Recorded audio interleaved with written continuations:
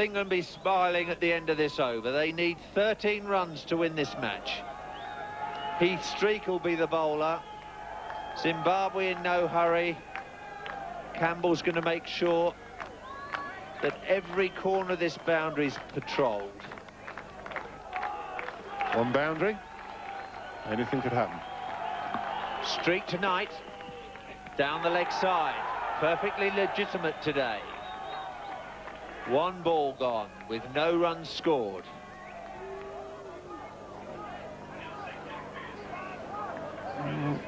That's the line. One-day cricket, it would be illegal. In Test cricket, it's quite legitimate. Well, they bowled very well, Heath Streak. And particularly Guy Whittle, I think, who came on. And the game was probably still in England's favour, but these two have dragged it back and bowled very well. Knight's got it out to long off. Darren Gough prepared to sacrifice his wicket, but he's got back for two. Flower, the fielder, making sure there'd be no overthrow, allowed England back for two. I think Zimbabwe will settle for that. I'm surprised that Grant Flower didn't skid this into Heath Streak. He's behind the stumps. He's in perfect position. If he runs with it and then just lobs it, and it wasn't very accurate either, and if he'd skidded it in, Darren Gough, I think, would have struggled. That's what Knight's looking for. He's chipped it over his head for six.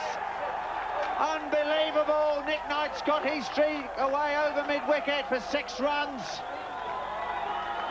Now England are back in it. England now need 5 runs to win off 3 balls. The England supporters are going crazy. Now that gives the Zimbabwean captain, Alistair Campbell, something to think about. 5 or 3 balls. Does he leave everyone on the boundary, or does he bring someone in? Nick Knight, the hero of the hour now. That 6 runs has made all the difference. Have a look at this.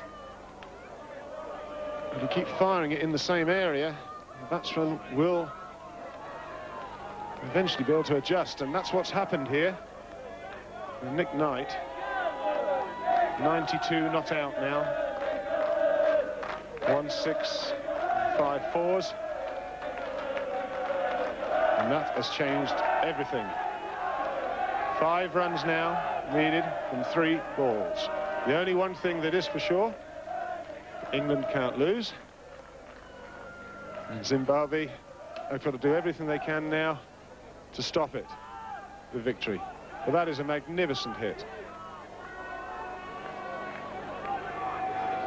Nick Knight couldn't be under greater pressure, and he pulls that shot out of the bag.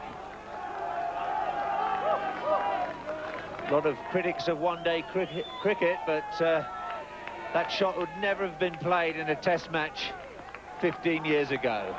Here's Streak tonight. England require 5.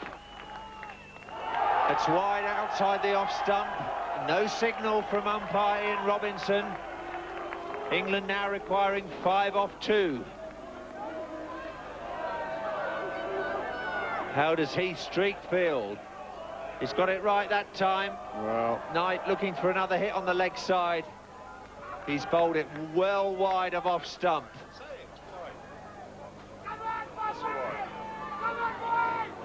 that isn't wide. Sorry, that isn't wide.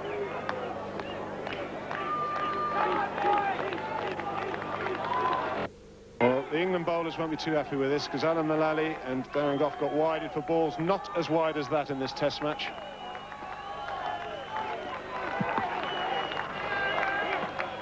Full toss. Knight can only get it away for 1. Gough will definitely come back for the 2nd run. He's made it with a dive. Streak can't take the ball cleanly. England scramble 2, but they 3 to win off the last ball. We've seen one-day finishes all over the world. We've never seen a Test match finish like this.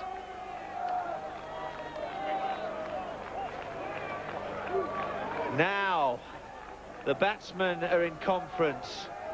The big three for Zimbabwe in conference. Campbell has told the bowler what to do. He goes out onto the boundary edge. Andy Flower wishes Heath Streak good luck. Nick Knight takes a few deep breaths. It's all on the Warwickshireman's shoulders here. England need 3 runs to win off the very last ball to win this test match. Can Nick Knight conjure up another boundary? One feel it has to be a boundary now for England to win this match.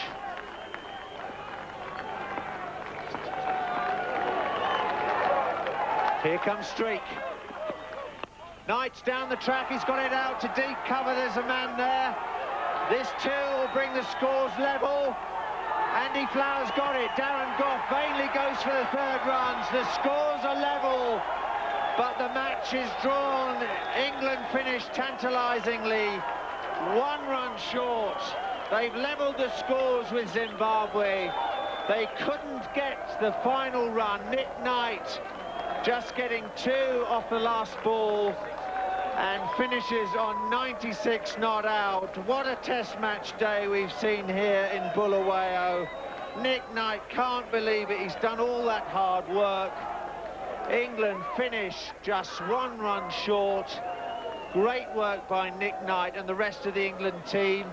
Controversial tactics from Zimbabwe as they fire the ball wide either side of the wickets. But I'm sure England would have done the same thing in their situation. This is test match cricket, remember. Zimbabwe have fought all the way and out of the fire have salvaged a draw. The crowd stand for Nick Knight and the England team. Alex Stewart, another hero of the hour. England just failed to make it. The scores are level here in Bulawayo.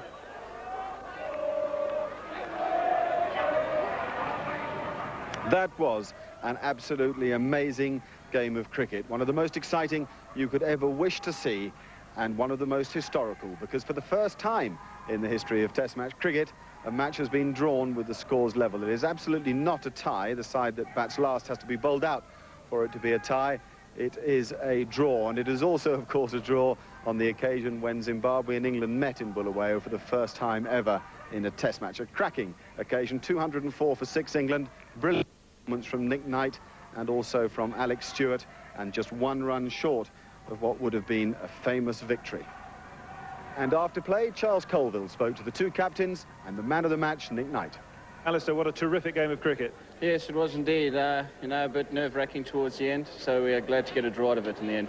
You look quite drained, actually. Yeah, it was all to and fro out there, you know, where to bowl it, what fields to set. So, like I said, glad to get a draw in the end. There's obviously going to be a certain amount of controversy about the tactics Zimbabwe employed. Well, I think there was only one way to bowl out there. I think a lot of sides have used that. And when you, you know, behind the black ball in Test cricket, I think you've got to use those tactics. So I'm going to defend that to the hilt. We tried exceptionally hard. We really worked hard to bowl them out this morning. Nick Knight and Alex Stewart played fantastically well to get us so close. We just failed, but I was very proud of the way we played. What did you feel about the Zimbabwean tactics in the second half of the day when they were obviously bowling quite wide of the stumps and also had the field so deeply set? Well, I don't blame them for that. I think a lot of sides would have done the same. I was disappointed 1 or 2 deliveries weren't given as wide towards the end when they're exceptionally wide. But generally, I have no complaints. And this must give you a lot of satisfaction to have turned in such a good performance after all the flack you got earlier on in the tour about the way it had gone early on. Well, I think I told everybody after the first week that not to judge us on those performances. I think we showed that we played in a positive manner here. Everybody's played exceptionally well, and people can be proud of the way we played. The 6 in the last over, that really did set things up. Yeah, I was struggling to get the ball off the square for a while, but finally got the ball for 6 and got it down to 5 off 3 and felt really I was in with a good shout winning, and disappointed not to have made it, but as I say, a great game. So what about the next Test match in Harare on Boxing Day? Well, we'll be playing in the same manner, same positive vein, and hoping to win the match in the series. And at least the Barmy Army are in good voice.